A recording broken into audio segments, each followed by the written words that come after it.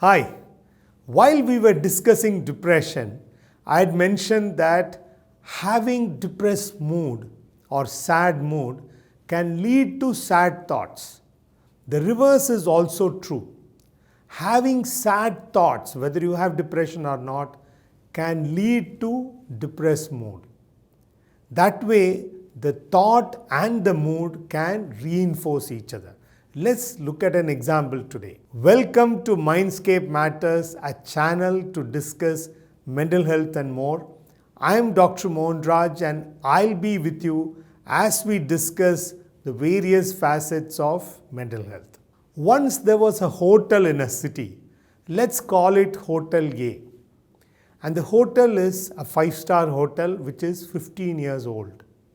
To celebrate the 15th anniversary, the hotel management decides to invite all the regular customers and have a gala dinner.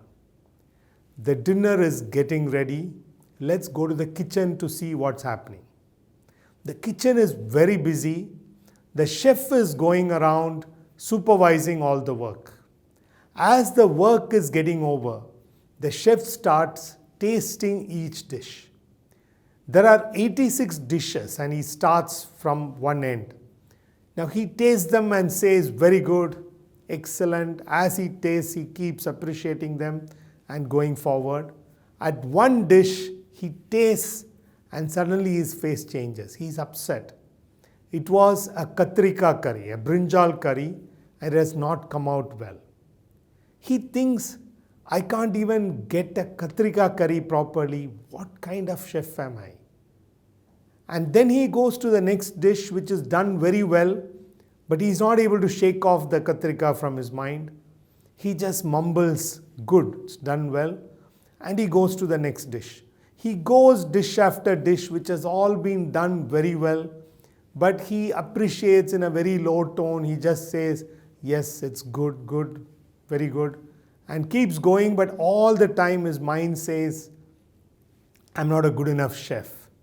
At the end of it, he announces to his team, all of you go get ready and come back at 7:30, the guests will start coming. And remember not to serve the katrika curry. He goes to his room, but he is sort of defeated in his mind. He thinks, I'm a fraud. What kind of chef am I that I can't even get a simple katrika curry properly? He's brooding over it. He gets ready. He comes back at 7 to the dining room. Guest starts coming at 7:30. They love the food.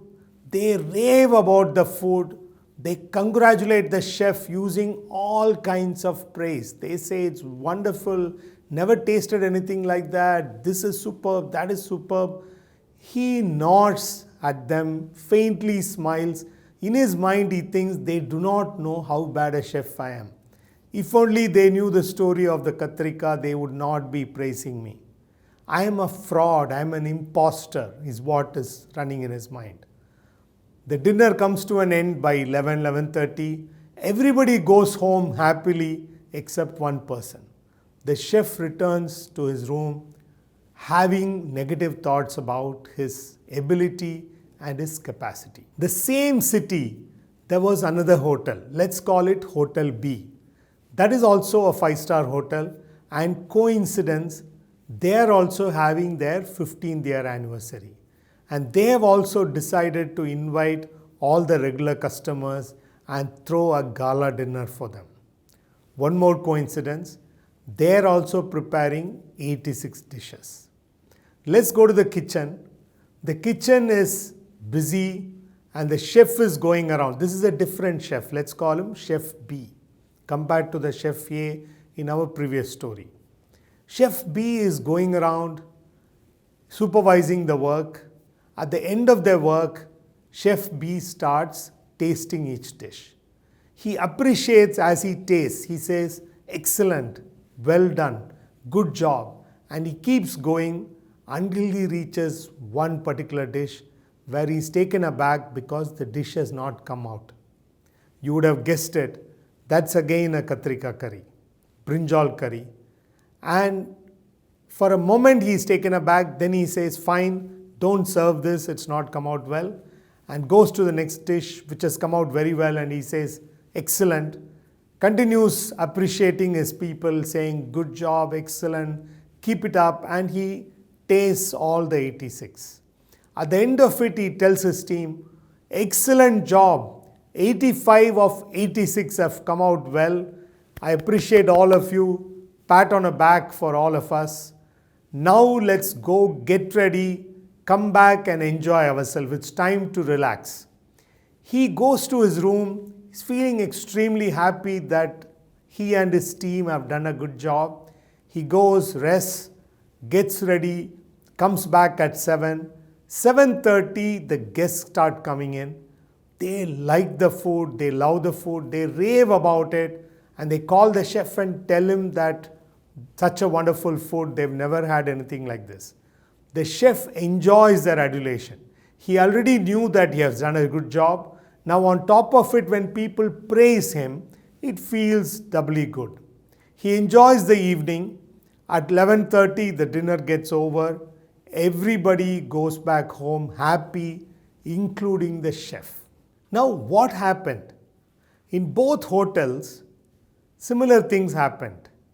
Both Chef A and Chef B had a similar kind of stress. That is, 1 out of 86 dish did not come out well. Now, Chef A interpreted it as proof that he's not a good chef. Whereas Chef B looked at it as, oh, 1 out of 86, these things do happen. Let's just find out the reason and correct them. He focused on the 85 dishes which came out well and chose to be happy. Now somebody asked Chef A, hey, 85 dishes have come out well. Why are you feeling sad? And he said, oh, that's just fluke. Now 1 out of 86 dish did not come out well. And Chef A says that's proof that he's a bad chef, he's not good enough, he's a fraud. And when pointed out 85 out of the 86 have come out well, he attributes them to luck. Why is Chef A doing this? There could be many reasons. It could be his personality. It could be because of his childhood experiences. His parents would have constantly criticized him, said that you're not good enough, you're not good enough. Whatever he did, they would have said, you're not good enough, you need to do this to prove that you are good. And over a period, he would have internalized his parents' criticism and would have started criticizing himself. Just a theory. There could have been many other reasons like that for his behavior.